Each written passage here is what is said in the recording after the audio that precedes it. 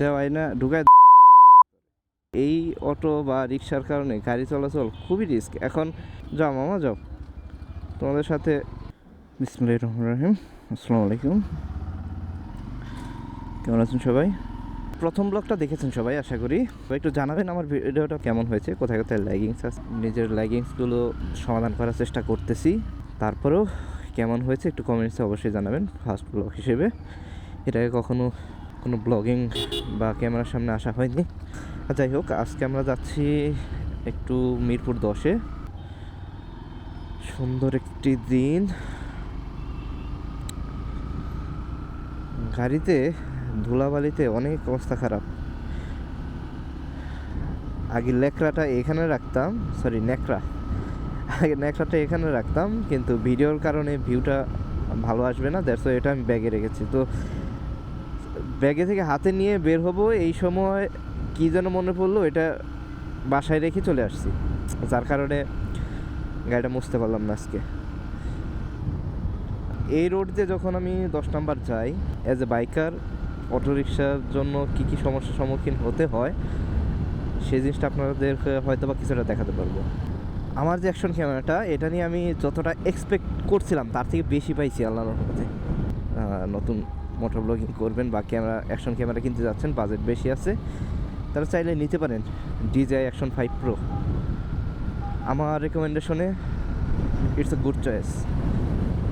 তো আরেকটা গোপ্রোর থেকে এই ক্যামেরার সবচেয়ে বড় সুবিধা হচ্ছে বুজুং বাজুং কিছু লাগে না। আপনার গোপ্রো কিনবেন, ক্যামেরা কিনবেন, তারপর হচ্ছে কেস কিনবেন, আবার ক্যামেরার অডিওর জন্য কনভার্টার কিনবেন, আবার হচ্ছে মাইক কিনবেন। আচ্ছা, আর ডিজাইতে শুধু ক্যামেরাটা কিনবেন, আর একটা টাইপ সি ডিজাইয়ের জন্য এক্স মাইক প্রো একটা মাইক্রোফোন কিনবেন। That's enough for moto blogging. আর ওই যে হুক বা হেলমেট মাউন্টের জন্য চেস মাউন্ট সর্বোচ্চ 200 না 300 টাকার মতো খরচ হবে। তো খুবই সাশ্রয়ী, গোপ্রোর থেকে ডিজাইনটা অনেক সাশ্রয়ী আমি যেটা মনে করি। এই রুট দিয়ে চলে যাই। দেখেন এই ভদ্রলোকটা সাইড দিয়ে যাইতে পারে না, সে ওভারটেক করে এই রাস্তার মধ্যে সে ওভারটেক করার জন্য অপেক্ষা করতেছে।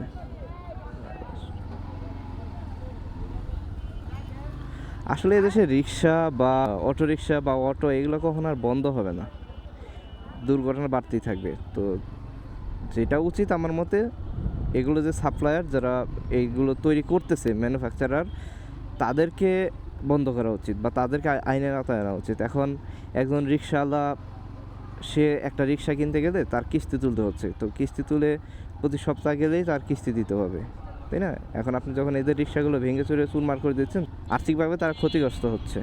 ওই যে দিন শেষে যা আছে, যে সব অন্যায় অবিচার গরিবের উপরে আসে। না, আমি তাদের পক্ষ নিয়ে কথা বলতেছি না, তাদের প্রবলেম, তাদের তো ভুল আছে, তাদের কারণেই তো এই অ্যাক্সিডেন্টগুলো হয়। কিন্তু মেন যারা এদের কাছে রিক্সা বিক্রি করে যারা কোটি কোটি টাকা কামাই করতেছে, তাদেরকে ধরা উচিত আমার মনে হয় মেন জায়গায়। ওই গোড়া কেটে গেলে আর ফল তৈরি আসবে না। সো এইটাই আর কি বোঝাতে চাইছিলাম। এই অটো বা রিক্সার কারণে গাড়ি চলাচল খুবই রিস্ক এখন। এরকম এক অবস্থা যে পুরো রাস্তা তাদের দখলে। মানে একটা লাইন যদি মেনটেন করতো, এইখানে একটা, এইখানে একটা, ওখানে একটা, মানে তাদের কোনো সিস্টেম নাই। ওই যে সাইডে রাস্তা ফাঁকা, সে এই দিক দিয়ে মাঝখান দিয়ে চলতেছে। এই দেখেন, এখানে একটা, এখানে একটা, মাঝখান দিয়ে কেন যাইতে হবে? পুরাটা রোড তাদের দখলে। যাও মামা যাও, তোমাদের সাথে।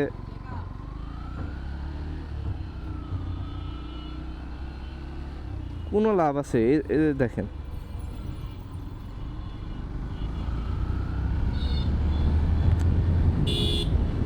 গাড়ি একটা টান দিতেই ভয় লাগে, সামনে রিক্সা থাকলে খুব ভয় লাগে, আমি খুব ভয় পাই এদেরকে দেখে। আতঙ্ক, রাস্তার এক আতঙ্কের নাম হচ্ছে এই অটোরিকশা। দেখো,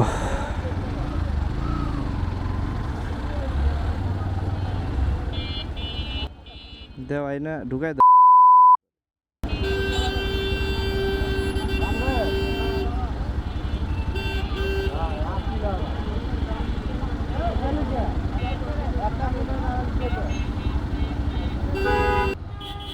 তবে ঢাকার রাস্তায় যারা গাড়ি চালায় তাদের অনেক ধৈর্য। আমি সিটির ভিতরে এরকম রাইড করি না, দেখা যাচ্ছে আমি টুকটাক কাজের জন্য বের হই জাস্ট।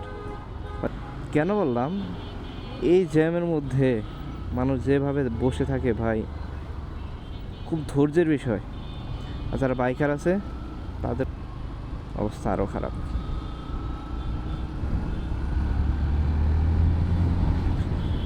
আমি অটো রিক্সা পাইলে সামনে আমার আর গাড়ি টান দিতে মন চায় না, ভয় লাগে, আতঙ্ক লাগে একদম। আর সত্যি কথা, আমার কাছে এদেরকে আতঙ্ক হিসেবে মনে হয়। রাস্তার ত্রাস কখন কোন দিক দিয়ে ঢুকিয়ে দিতেছে তার নাই ঠিক।